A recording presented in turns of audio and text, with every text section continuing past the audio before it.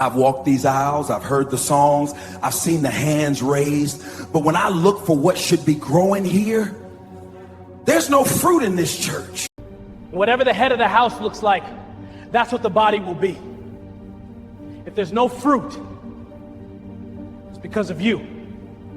Hello everybody and welcome back. My name is Brother Martin and today we're going to talk about something that almost nobody wants to question, but scripture demands that we do. Today's episode is called Are We Truly Spirit-Filled? Because a lot of people say that they're spirit-filled, but the Bible never tells us to test spirit by how intense the feeling is. It tells us to test the spirit by the fruit. And here's the uncomfortable truth. You can feel something, you can experience something, and still not be walking in the spirit. This episode is not about attacking churches, although we could do it, and it's not about pointing fingers, although we could do it. It's about holding a mirror and staring at ourselves, which we should do, so take a breath, let your guard down, and let's walk through this together. Now, what does spirit-filled actually mean? Well, somewhere along the way, spirit-filled got reduced to a moment, a feeling, a rush, a high point during worship, but scripture never defines the spirit that way. In the Bible, being spirit-filled doesn't mean louder worship, stronger emotions, or dramatic reactions. It means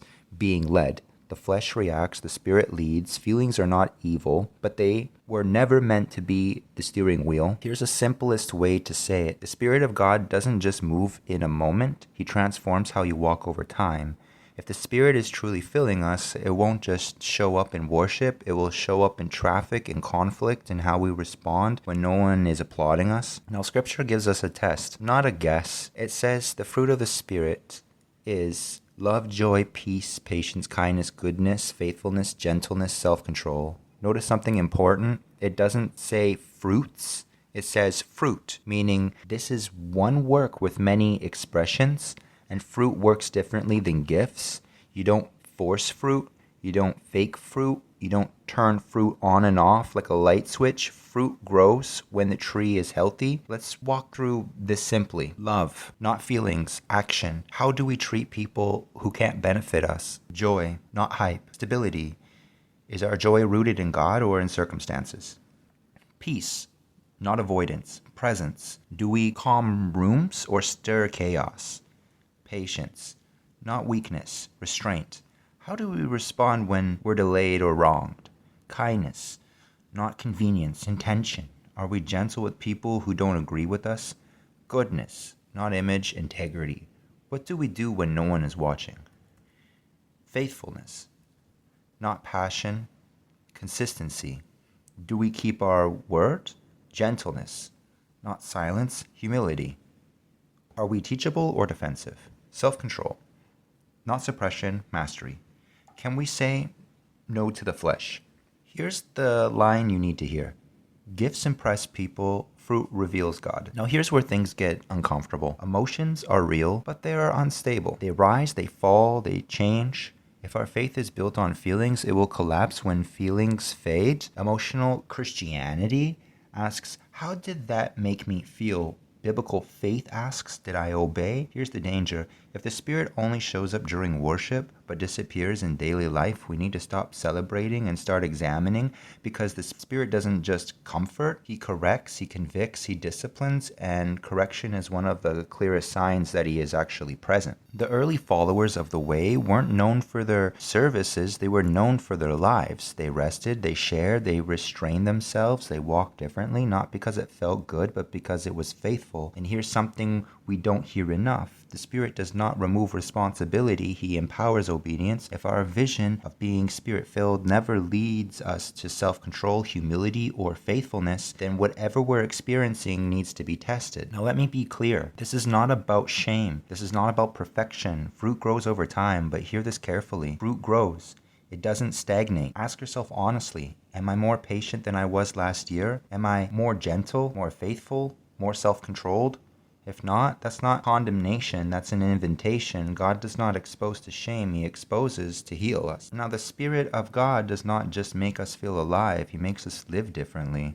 Don't chase experiences, don't compare yourself to others, don't confuse emotion for transformation. Walk daily, obey quietly, let the fruit speak, because at the end of the day, fruit never lies. Now, let me explain what I mean when I say the fruit never lies. Because some people hear that and think I'm being poetic. I'm not. I'm being literal. Fruit is honest. People, not always. You can fake a smile. You can fake excitement. You can fake spirituality, but fruit does not know how to lie. A lot of pastors love to say, our church has a lot of leaves, which sounds spiritual until you think about it. Leaves look good from a distance. Leaves make noise in the wind. Leaves give shade, but leaves don't feed anyone. And Yeshua never said, you will know them by their leaves. He said, you'll know them by their fruit. Here's the part people don't like. If the head of the house is fruitless, the rest of the house will look the same. You can't have a patient pastor and an impatient congregation. You can't have a gentle shepherd and an aggressive flock, and you can't have a self-controlled leader in a chaotic house. Fruit flows downstream. Now here's where things get a little bit funny. Some people's idea of fruit is like this. They take a banana, they nail it to a tree, they step back, and they say, hey, look, self-control. No, that's not fruit, that's arts and crafts there, bud. Fruit grows from the inside out. Fake fruit is attached from the outside in, and peace isn't something you hang on when people are watching. Self-control isn't something you tape during church. And gentleness isn't a costume you put on for Shabbat or Sundays. If it is nailed on, glued on, or performed on cue, it is not fruit, it's decoration. Now here's why fruit never lies. Fruit shows up when pressure does. Fruit reveals what's actually inside.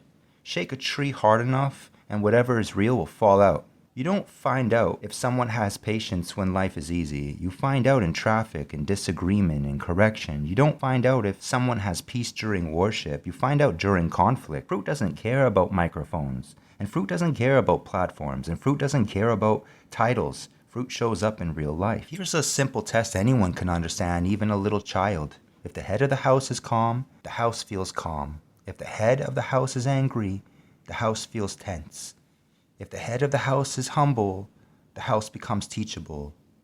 That's true in families, and that's true in leadership, and that's true in churches. So when someone says our church is spirit-filled, the question isn't, how loud is worship? How packed is the room? How emotional is the service? The question is, are the people becoming more loving, more patient, more gentle, more faithful, or more self-controlled? Because if the Spirit is present, fruit will grow. Now, you don't have to announce fruit. You don't have to defend fruit. You don't have to explain fruit.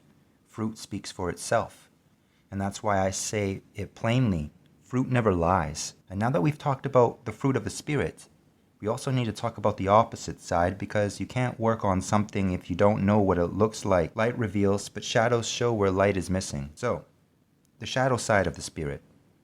The Bible is honest. When we are not walking in the Spirit, something else shows up. Not fruit, but counterfeit behavior. Instead of love, we see selfishness. Instead of joy, we see bitterness. Instead of peace, we see constant conflict. Instead of patience, we see irritation. Instead of kindness, we see harshness. Instead of goodness, we see compromise. Instead of faithfulness, we see inconsistency. Instead of gentleness, we see pride. Instead of self-control, we see impulse. This isn't about labels, it's about direction. Whatever you are feeding will grow. Yeshua made this very simple. If you remain attached to the vine, you live. If you disconnect, you dry up. Branches don't survive on motivation, they survive on connection. You don't produce fruit by trying harder. You produce fruit by staying attached longer.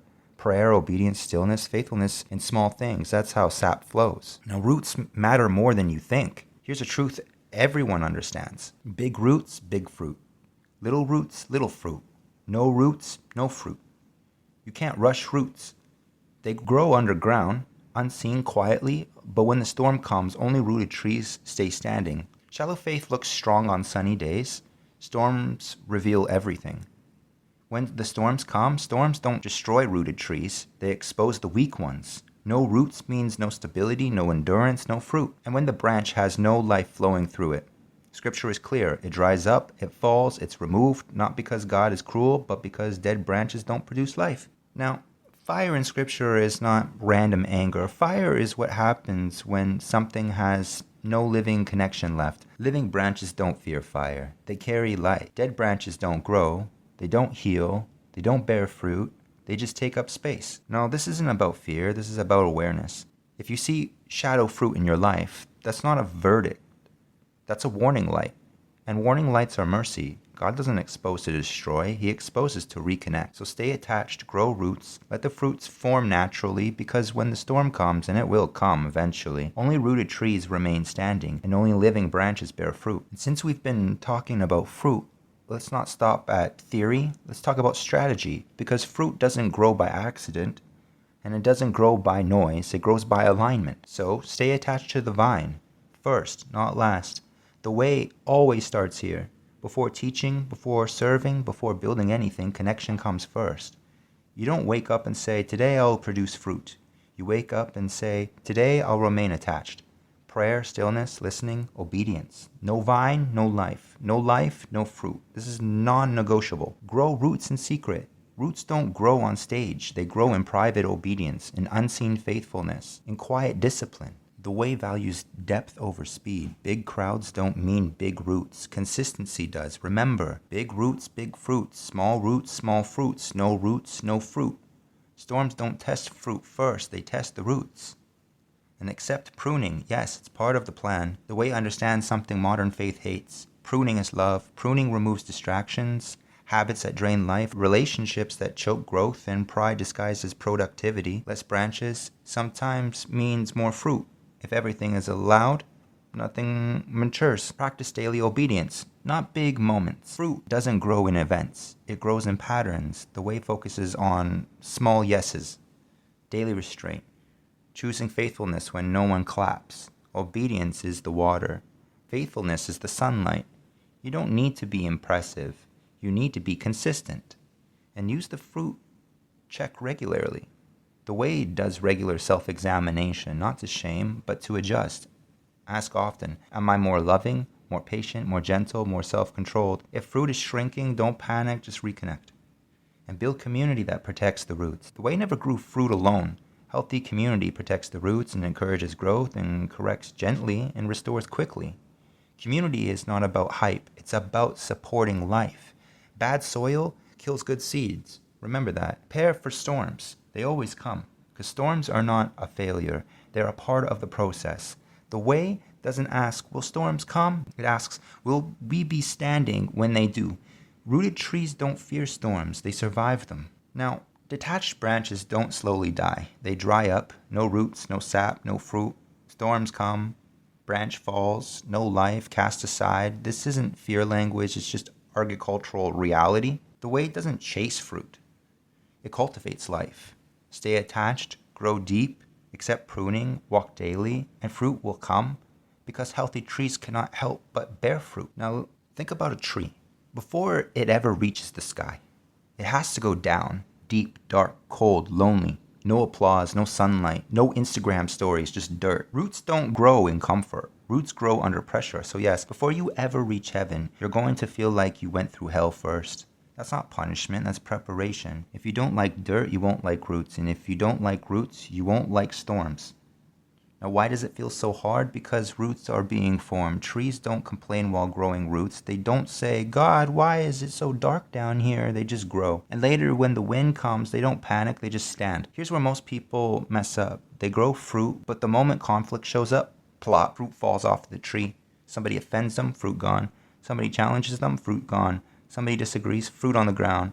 Listen carefully. Fruit that falls during conflict was never ripe. Ripe fruit stays attached. And that's why Yeshua said, turn the other cheek. Not because you're weak, but because rooted trees don't flinch. The other cheek is root strength. Turning the other cheek isn't losing. It's saying, I'm not letting this storm knock my fruit off. Unrooted people react. Rooted people respond. Unrooted people throw fruit. Rooted people bear fruit. There's a very big difference. So stop throwing fruit at people, because some folk don't bear fruit. They weaponize it. They throw truth like rocks. They slap people with peace. And they yell love aggressively. And that's not fruit. That's produce abuse. Fruit feeds people. It doesn't bruise them. Now let me leave you with this image. Roots go down first. Then the tree goes up. Then fruit appears. Then storms come. If the roots are deep, the tree stays. If the tree stays, the fruit stays. But shallow roots, storm hits, fruit drops, tree falls, firewood season. You don't skip the dirt. You don't rush the roots. You don't throw fruit in anger. Grow deep, stay attached, turn the other cheek, and remember, heavenly fruit only grows on trees that survive the dirt. And with that being said, y'all can go in peace, and peace be with you. Patience, kindness.